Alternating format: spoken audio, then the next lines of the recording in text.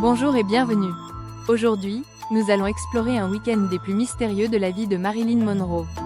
Tous les faits relatés ne sont pas tous fiables. On estime leur véracité à 30%. Ce qui est certain, c'est que Marilyn était bien là ce week-end du 27 juillet 1962. Je vous souhaite un bon visionnage à tous. Marilyn Monroe au Cal Neva Lodge, une analyse doctorale des enjeux et controverses d'un dernier week-end.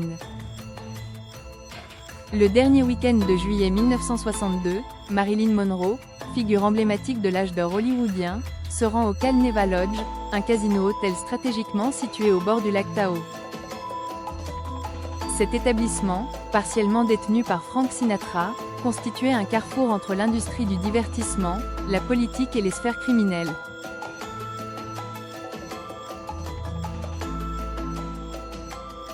Ce week-end, marquant la dernière apparition publique de Monroe avant sa mort une semaine plus tard, le 5 août 1962, est devenu un point de convergence d'hypothèses et de recherches académiques, mêlant faits historiques, allégations et spéculations.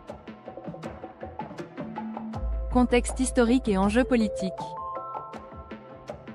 Marilyn Monroe était invitée à ce séjour par Peter Lawford, acteur et beau-frère de John Fitzgerald Kennedy, alors président des États-Unis. Lawford, membre du cercle intime de Sinatra, utilisait le Cal Neva Lodge comme une plaque tournante où convergeaient des personnalités influentes, dont Sam Giancana, figure de proue de la mafia de Chicago.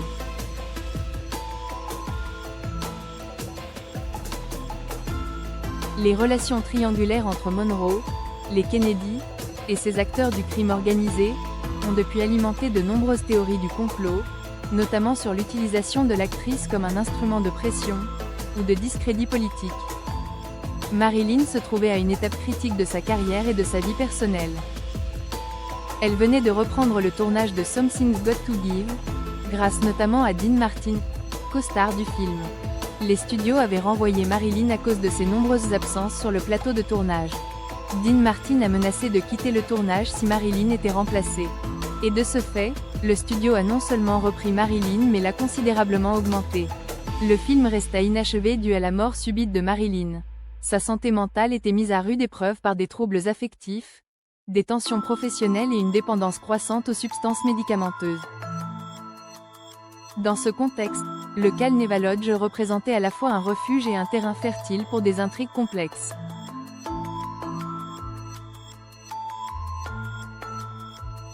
Interaction et dynamique sociale.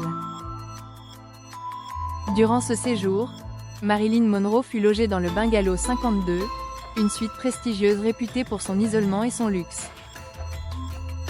Parmi les invités, Sam Giancana occupait une position stratégique.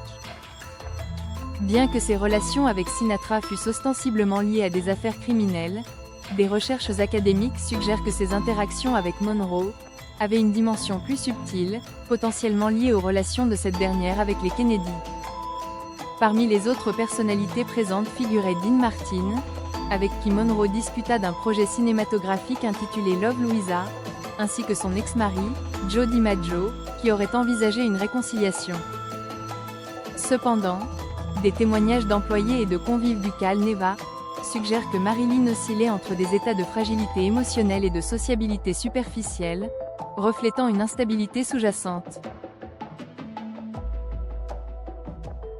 Une anecdote informelle, rapportée par certaines sources, évoque que Marilyn aurait été retrouvée inconsciente après une surdose de somnifères.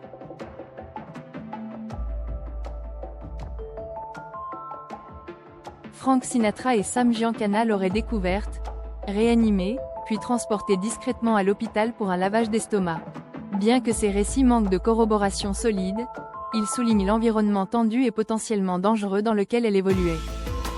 Par ailleurs, l'existence de tunnels souterrains au Cal Neva Lodge, vestige de la prohibition, aurait permis aux invités de se déplacer en toute discrétion. Ces tunnels, reliant notamment le chalet privé de Sinatra, ajoutent une dimension intrigante au récit entourant cet établissement.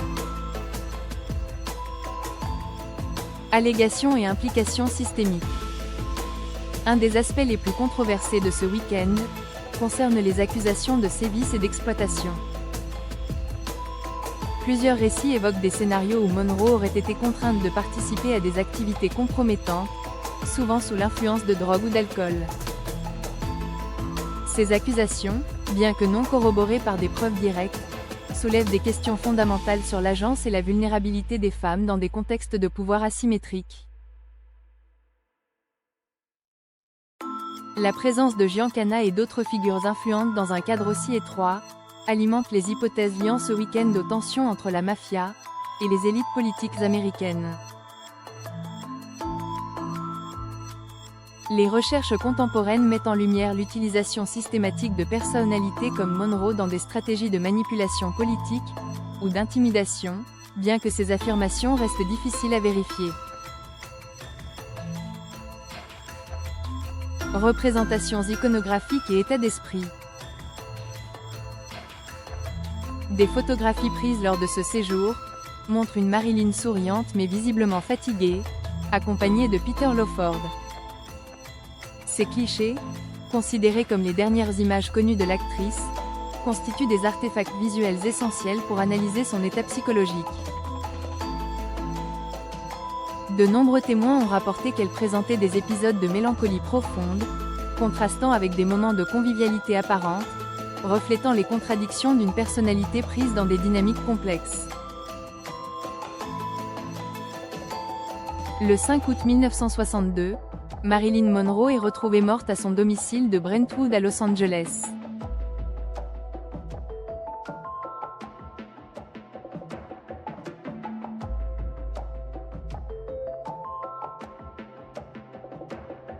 L'enquête officielle conclut à une overdose de barbiturique, interprétée comme non accidentelle.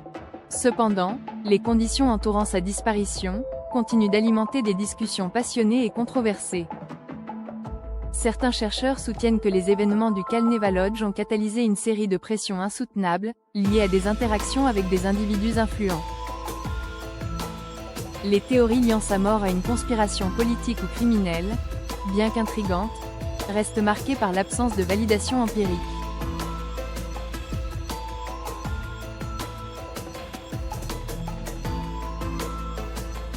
Néanmoins, elle soulève des questions sur les intersections entre pouvoir, genre et vulnérabilité dans les années 1960, et sur l'insécurité de personnalités comme Marilyn Monroe.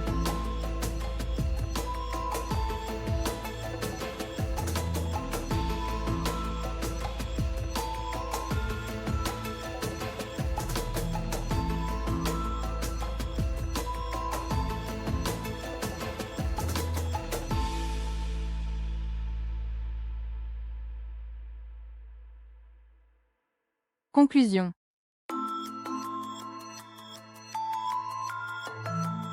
Le séjour de Marilyn Monroe au Calneva Lodge constitue un point crucial dans l'étude de sa vie et de son décès. En mêlant des perspectives historiques, sociologiques et psychologiques, cet épisode illustre les tensions entre l'intime et le politique, le glamour et l'exploitation. Si les faits demeurent partiellement voilés, ce week-end reste une pierre angulaire pour comprendre les dynamiques de pouvoir et les enjeux au sein de l'industrie du divertissement du milieu du XXe siècle.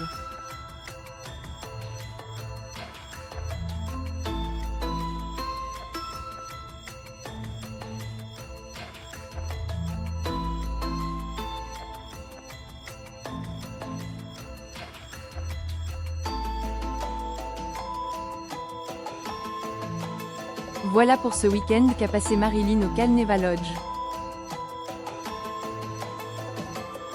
Merci d'avoir regardé la vidéo. N'hésitez pas à vous abonner si vous aimez.